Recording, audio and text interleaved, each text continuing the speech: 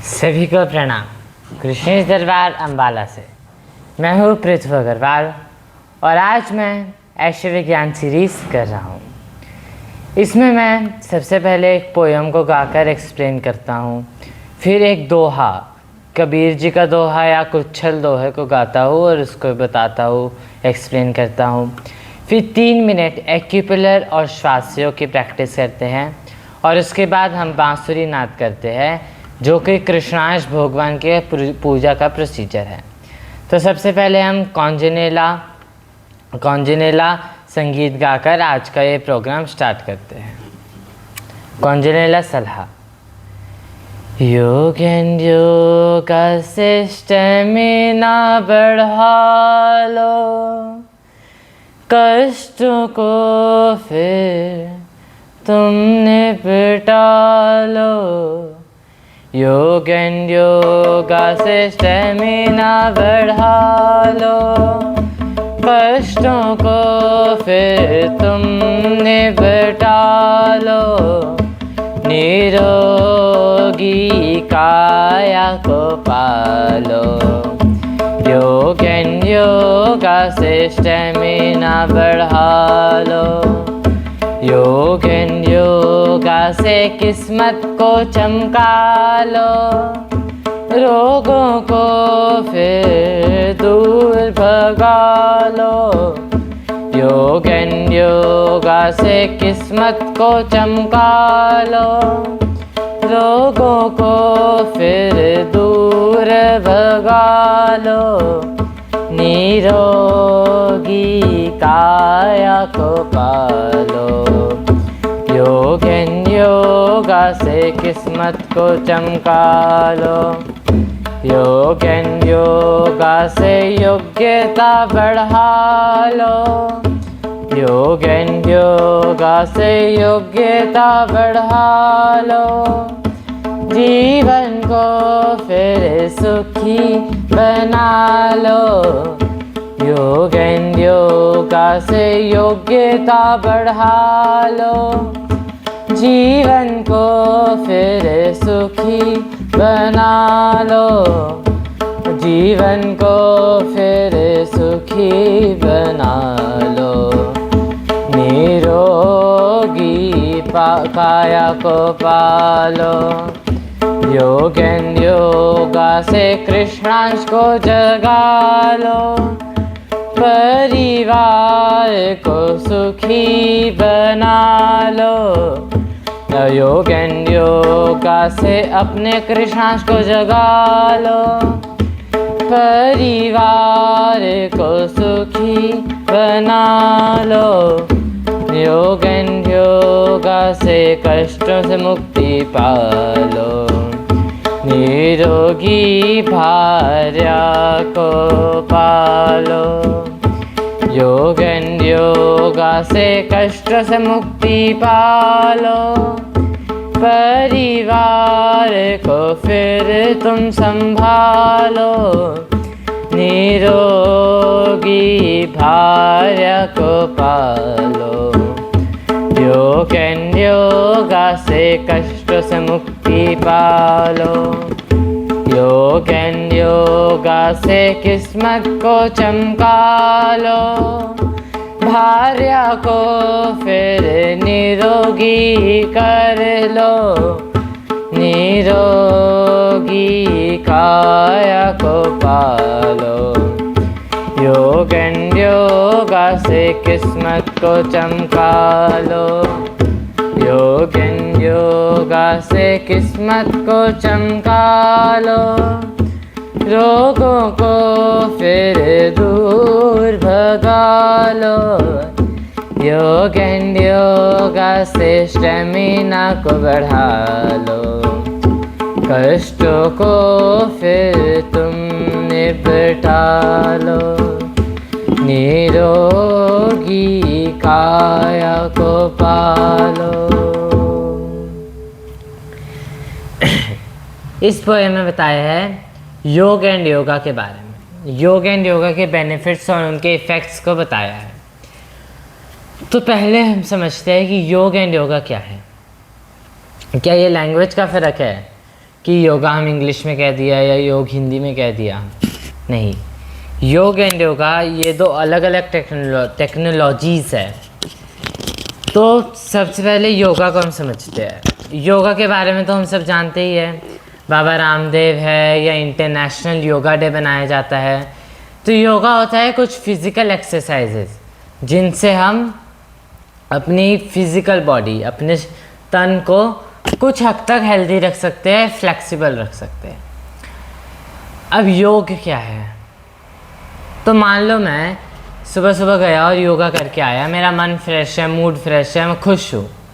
अब मेरे से किसी से लड़ाई होगी तो मैं खुश रह पाऊँगा क्या? नहीं।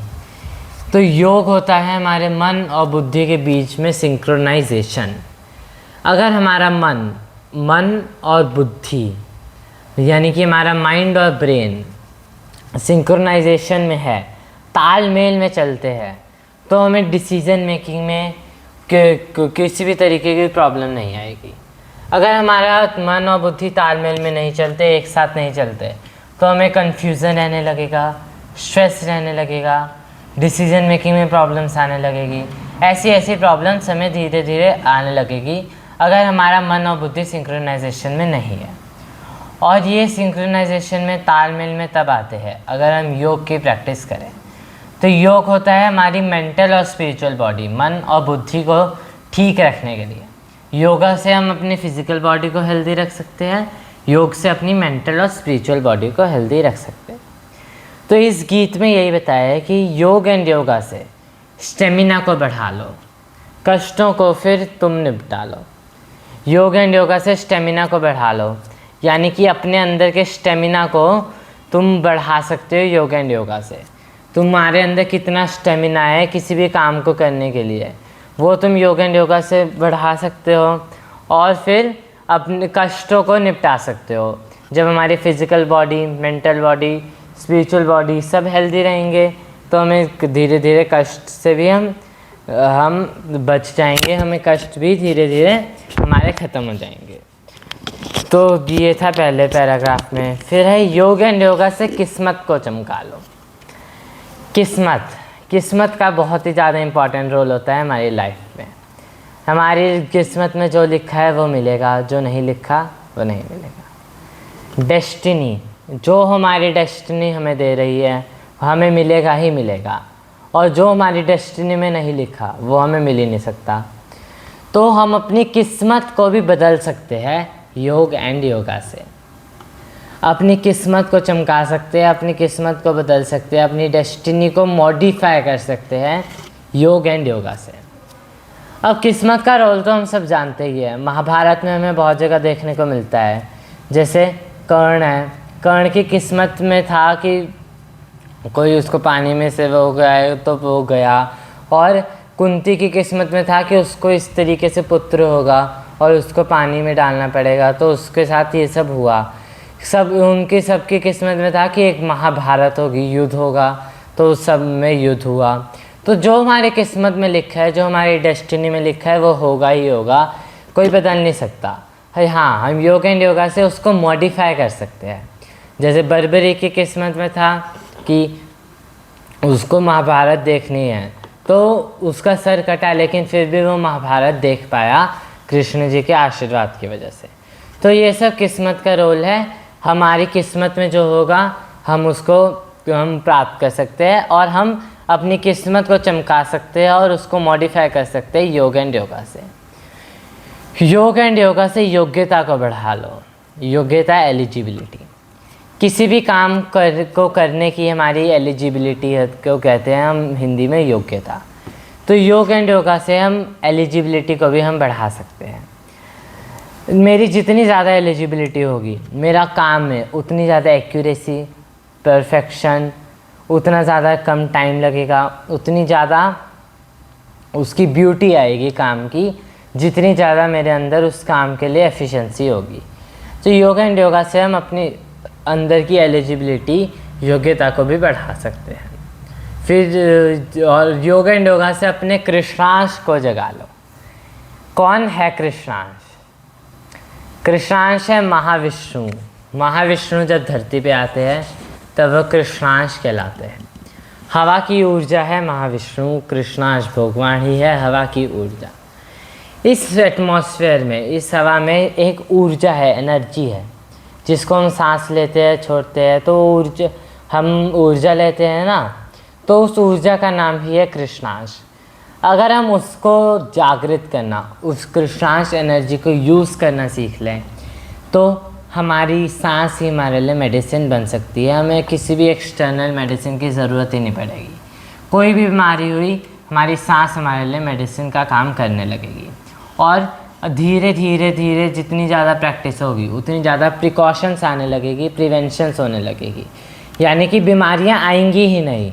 ये एक तो होता है कि बीमारी आई, उसको ट्रीटमेंट किया, रिकवरी की, उसके बाद इसका नेक्स्ट स्टेप भी है प्रिवेंशन, कि अब बीमारी आनी नहीं चाहिए, वह भी हो जाता है योग एंड योगा से। तो यही बताया था इसमें कि योग एंड योगा से हम अपनी किस्मत को चमका सकते हैं, अपनी योग्यता बढ़ा सकते हैं, अपने आप को पूर्ण तरीके से निरोगी रख सकते हैं, किसी भी तरीके की मेंटल, स्पिरिचुअल, फिजिकल प्रॉब्लम्स नहीं होगी, अपने रिलेशंस को हेल्दी रख सकते हैं। यही बताया था इस गीत में। अब मैं एक कबीर जी का दोहा को गा के एक्सप्लेन करूँगा। कबीर जी के बारे में तो हम सब जानते ही हैं, उन्होंने बहुत सारे दोहे लिखे थे, उन्हीं में से एक दोहा मैं गाता हूँ। सतगुरु मिला तो सब मिला, ना तो मिला न कोई। सतगुरु मिला तो सब मिला, ना तो मिला न कोई। मात पिता सुत बांधवा, ये तो घर घर हो। सतगुरु मिला तो सब मिला, ना तो मिला न कोई। मात पिता सुत बांधवा, ये तो घर घर हो। इसका मतलब सतगुरु, हमें अगर गुरु मिल जाता है, गुरु की पहचान हो जाती है, हम गुरु को धारण कर लेते हैं, तभी हमें कुछ मिल पाता है, नहीं तो कुछ नहीं मिलता। माता पिता, भाई, दोस्त, बहन, ये सब तो हर घर घर में हो रहा है, लेकिन अगर हमें सद्गुरु, अपना गुरु नहीं मिला, तो हमारा कुछ नहीं हो सकता। हम अपनी लाइफ को हैप्पी नहीं रख सकते। जैसे कि महाभारत में एक एग्जाम्पल आता है एकलव्य का, जो गुरु द्रोणाचार्य थे, तो एकलव्य ने पहचाना गुरु द्रोणाचार्य को उनका गुरु। अब वो गए गुरु द्रोणाचार्य के पास, तो गुरु द्रोणाचार्य ने कह दिया कि मैं सिर्फ राजपूतों को सिखाता हूँ, यानी कि जो राजकुमार है उन्हीं को मैं सिखाता हूँ। तो एकलव्य ने उन्हीं को गुरु मान के उन्हीं की मूर्ति बनाई, उन्हीं के आगे प्रैक्टिस की, और वह धीरे धीरे अर्जुन से भी ज़्यादा अच्छे धनुष बाण चलाने वाले हो गए थे। सबसे सर्वश्रेष्ठ धनुष बाण एकलव्य चलाना सीख गए थे, क्योंकि उन्होंने अपने गुरु की पहचान कर ली। लेकिन क्या वो इस विद्या को यूज़ कर पाए? नहीं। कृष्ण जी ने या कुछ किसी भी उससे उनका अंगूठा कटा, तो वो इसको यूज़ ही नहीं कर पाए, क्योंकि गुरु, उन्होंने तो गुरु को धारण किया, गुरु की पहचान की, लेकिन खुद को इतना ज़्यादा डिज़र्विंग नहीं बनाया कि खुद हम गुरु के शिष्य बन सकें। तो हमें सबसे पहले अपनी एलिजिबिलिटी, अपनी आपकी योग्यता इतनी बढ़ानी पड़ती है कि हम गुरु, हम गुरु हमारा गुरु बने, हमें शिष्य के रूप में माने। हमने तो गुरु को मान लिया कि ये मेरा गुरु है, लेकिन गुरु भी तो होना चाहिए कि गुरु भी तो हमें वो माने अपना शिष्य। तो वही नहीं माना था गुरु द्रोणाचार्य ने एकलव्य को, तभी वो उस विद्या को यूज़ नहीं कर पाए, उस शस्त्र विद्या को यूज़ नहीं कर पाए। तो उस गुरु की पहचान और गुरु धारण करने से ही हम अपने आप को हैप्पी रख सकते हैं। यही था इस दोहे में। अब हम 3 मिनट श्वास योग की प्रैक्टिस करेंगे। श्वास योग में हमें धीरे धीरे सांस को अंदर लेना है, धीरे धीरे बाहर छोड़ना है, खींचना नहीं है, स्ट्रेसफुल नहीं होना, आराम से लेनी है, आराम से छोड़नी है। लंबी लेने की कोशिश नहीं करनी, जितनी आए उतनी ही लेनी है, बस जितनी धीरे हो सके उतनी धीरे लेनी है। तो हम 10 मिनट 3 मिनट ये प्रैक्टिस करेंगे।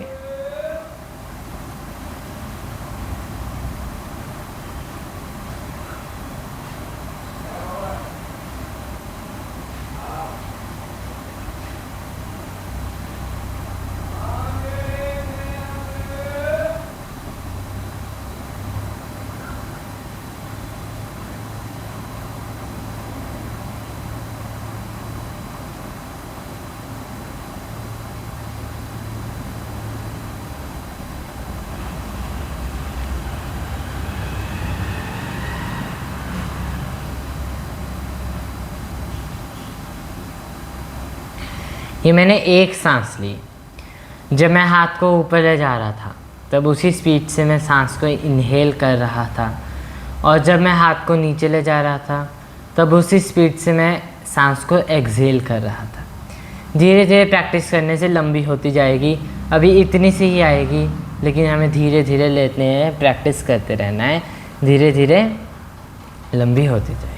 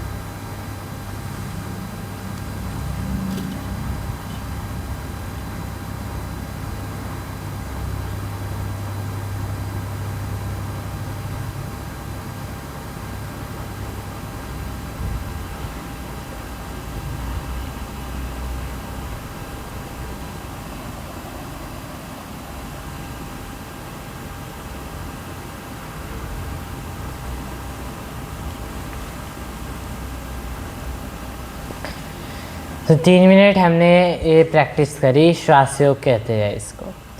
10 मिनट सुबह, 10 मिनट शाम और 10 मिनट रात को श्वास योग की प्रैक्टिस करने से हमारी सांस हमारे लिए मेडिसिन का काम करने लगेगी। हम कृष्णांश का भोग कर पाएंगे। तो अब हम एक्यूपुलर करेंगे। 3 मिनट हमें एक्यूपुलर करना है। एक्यूपुलर में हमें अपने हाथों से, अपनी उंगलियों से अपने जॉइंट्स को, जैसे ये जॉइंट है, तो हमें इसको नोचना है अहम शवम शिवम का जाप करते हुए। अहम शवम शिवम, अहम शवम शिवम, अहम शवम शिवम, अहम शवम शिवम, अहम शवम शिवम, अहम शवम शिवम, अहम शवम शिवम, अहम शवम शिवम, अहम शवम शिवम, अहम शवम शिवम, अहम शवम शिवम, अहम शवम शिवम, अहम शवम शिवम, अहम शवम शिवम, अहं शवं शिवम् अहं शवं शिवम् अहं शवं शिवम् अहं शवं शिवम् अहं शवं शिवम् अहं शवं शिवम्। तो इस तरीके से दिन में 10 मिनट एक्यूपुंक्चर की प्रैक्टिस करने से हमारे जॉइंट का पेन, किसी भी हमारे जॉइंट का कोई भी पेन हो, वो धीरे धीरे ठीक होने लगता है। और मान लो अगर दर्द नहीं भी है तो आगे के लिए प्रिवेंशन हो जाती है, आगे दर्द नहीं होगा, इस चीज़ की प्रिवेंशन होने लगती है। जैसे माना जाता है कि अक्सर बुढ़ापे में तो दर्द होगा ही, तो ऐसी ऐसी प्रॉब्लम्स नहीं होगी अगर हम रोज़ एक्यूपुंक्चर करना स्टार्ट कर दें। अहम शवम शिवम का साथ में जाप करना ज़रूरी है। ये अहम शवम शिवम गाने से होता क्या है? ये जो मंत्र है या कुछ भी हम गाते हैं, ये सब HBM टेक्नोलॉजी पे HBM टेक्नोलॉजी को रिफ्लेक्ट करता है। HBM टेक्नोलॉजी यानी हार्ट बीट मॉड्यूलेशन टेक्नोलॉजी। इसमें जब हम इसको गाते हैं तब जो वाइब्रेशंस निकलती हैं वो हमारे कानों से हमारे जॉइंट्स, हमारी उस पार्ट्स तक जाती है जहाँ पे प्रॉब्लम है, और धीरे धीरे उसको हील करती हैं हमारी वाइब्रेशंस। तो ये बहुत ज़रूरी है कि हम ये सब पोएम्स गाए डिजिटल लिविंग की और एक्यूपुंक्चर करें, ये सब इम्पॉर्टेंट है। तो अब हम बांसुरी नाद करते हैं, जो है कृष्णांश भगवान की पूजा का प्रोसीजर। कृष्णांश की पूजा का प्रोसीजर ही है बांसुरी नाद, जिसको हम अब करेंगे। तो बांसुरी नाद में हमें सबसे पहले एक बार दशांग सुगंध गाना है एशो क्लैपिंग के साथ। एशो क्लैपिंग यानी 5 क्लैपिंग का ये सेट, 1 2 1 2 3, ये है एशो क्लैपिंग। इसको बजाते हुए हमें दशांग सुगंध गाना है। मैं तबला बजाऊंगा। दिन भर तो था सूरज का डेरा, चांदनी लाएगी अब अंधेरा। पूर्णिमा को तो था सबने घेरा, अमावस में देखा कृष्ण मेरा।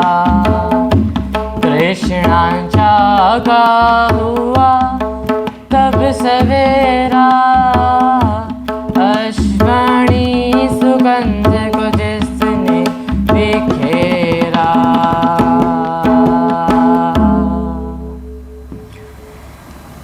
अब हम 13 सांस श्वासों के तरीके से लेनी है। मैं 1 2 लेके दिखाऊंगा, लेकिन हमें 13 लेनी है।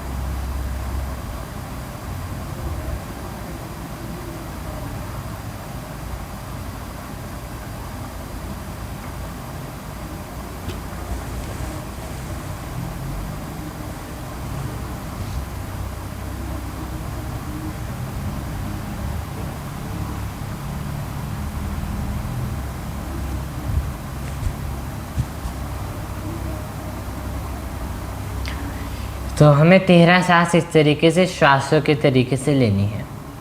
अब 3 बार ऐशो शुक्रिज्म मूल वाक्य गाना है ऐशो क्लैपिंग के साथ। क्लीं शुक्राय चंद्राय कृष्णाय नारायणे नारायणे स्वाहा। क्लीं शुक्राय चंद्राय कृष्णाय नारायणे नारायणे स्वाहा। क्लीं शुक्राय शुक्राय चंद्राय कृष्णाय नारायणे नारायणे स्वाहा। अब 10 बार ऐसे क्लैपिंग।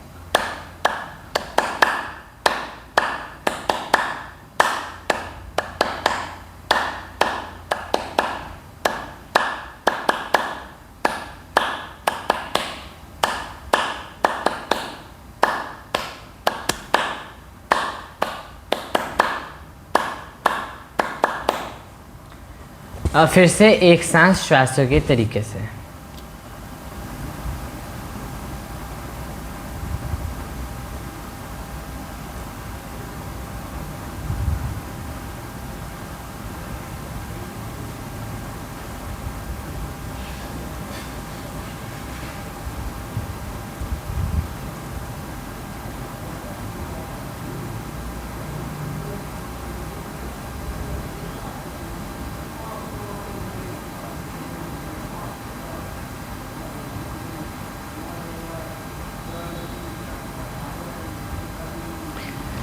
अब कृष्णांश ऊर्जा भोग ऐशो क्लैपिंग के साथ। आत्मा वो ही तो रथ है जिस पे मन होता है सवार। आत्मा वो ही तो रथ है जिस पे मन होता है सवार। तन रही तो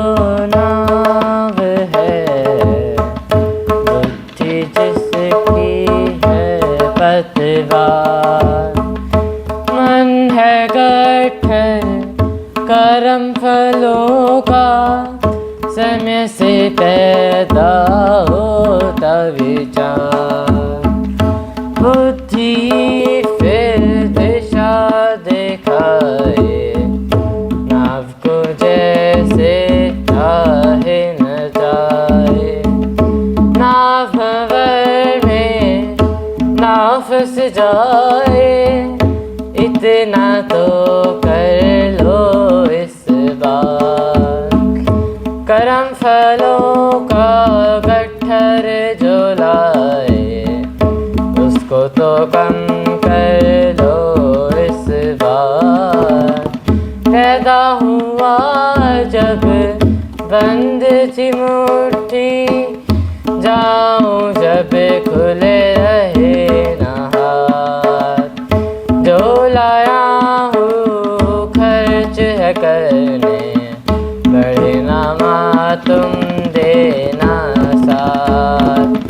दुआ तेरी बस यही अपेक्षित दिशाहीन ना हो जाए जीवन। श्वासों में निपटे ये गट्ठर बचे न रह जाए इस बार। आत्मा वो ही तो रथ है जिस पे मन होता है सवार। अब आज का लास्ट स्टेप है ये 15 से 20 सेकेंड कपालभाति। अपनी सांस को इनहेल करना है और फिर स्ट्रोक्स में बाहर छोड़ना है।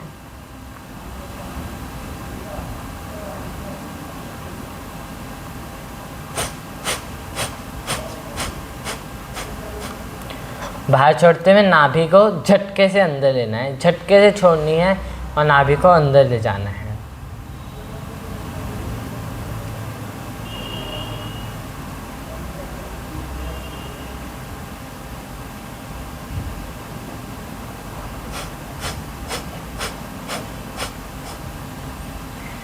तो इसी के साथ आज का ये प्रोग्राम मैं यहीं पे समाप्त करता हूँ। दक्षिणीय तत्गुरु जी को प्रणाम, छोट श्री गोपाल को प्रणाम। जय कृष्णांश जय कृष्णेंद्र। ये है दक्षिणीय तत्गुरु जी। तो सभी को मेरा प्रणाम। जय कृष्णांश।